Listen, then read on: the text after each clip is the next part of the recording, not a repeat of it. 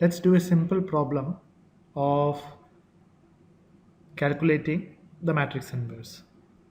So here the numerical says calculate the matrix representing rotation with respect to x of 40-degree inverse. So we have to find the inverse of the matrix which is represented by rotation of x with respect to 40-degree. Now we already know that rotation of with respect to x of 40-degree is written by a 4 by 4 matrix in which we represent the rotation part as 1 0 0 0 cos theta minus sin theta 0 sin theta cos theta with scaling factor of 0, and since there is no movement in translatory direction, so we are having 0 0 0 1.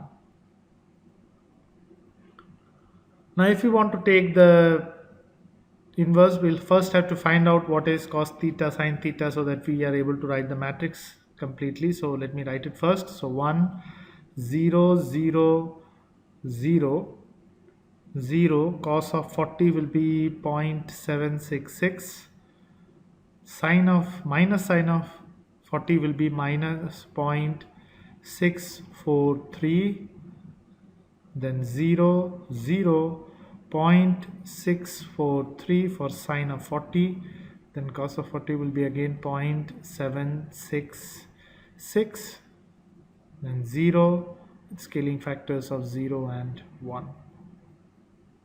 Now if I want to find out the inverse, we all know that for the inverse we have just now studied that we can take the inverse by two steps.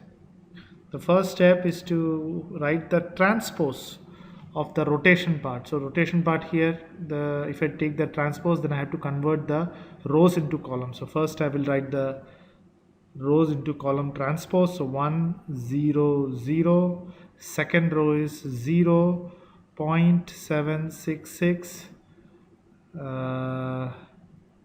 then minus 0.643, then the third row is 0 0.643, 0.766. that is what is the rotation or the orientation portion with the scaling factor of all 0. The last is the position which we have to do the dot product. But as you can see here, this row with which we have to do the dot product, it's all zeros. So here it will actually give the answer of 0 itself, the dot product. Negative of 0, again there is nothing as negative, so 0 will be just 0 with the scaling factor of 1. Let us do another problem in which we are having a slightly complicated value. So here is the next part of the question. Calculate the inverse of transformation matrix. So here we have got a transformation matrix which has some, the position part 3 2 5. Now this makes it a slightly interesting problem. So here if I am going to take T inverse, I already know that first I will have to write the transpose. So I will write the rows into columns. So 0.5 0 0.866. But the second row will be 0.866, 0 minus of 0.5, then 0 1 0 with a scaling factor of all zeros, and then here I have to do the dot product. So dot product is P dot N for the first case. So here N is this particular column. Okay, N is that particular column. So let me rub it. So I will take the first column and dot product it with, I will take the first column, I'll take the first column and dot product it with the last column. So I will get, and I have also take a negative of that, so minus of 0.5 into 3, so 0.5 into 3 plus 0.866 into 2 plus 0 into 5. Okay, the second one is P dot O. P dot O. O is the second one. So here I will write minus. Again it is 0 into 3 plus 0 into 2 plus 1 into 5. Okay. And the third portion is what do you say, A axis with the last column, that means the third column with the fourth column. So it is minus of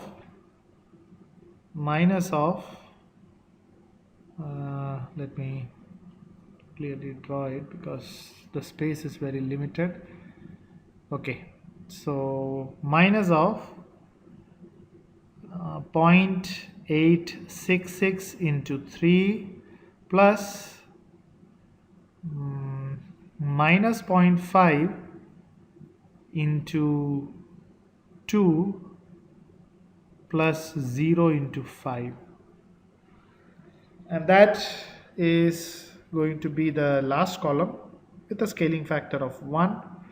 Now if I do this, I will get the T inverse as I will straight away write the answers now as 0.50, 0.866, 0, 0.866, 0, minus 0.5, 0, 0, 1, 0, 0, and the last one, if you would calculate, you will get the answer to be minus 3.23, minus of 5, minus of 1.598 with a scaling factor of 1.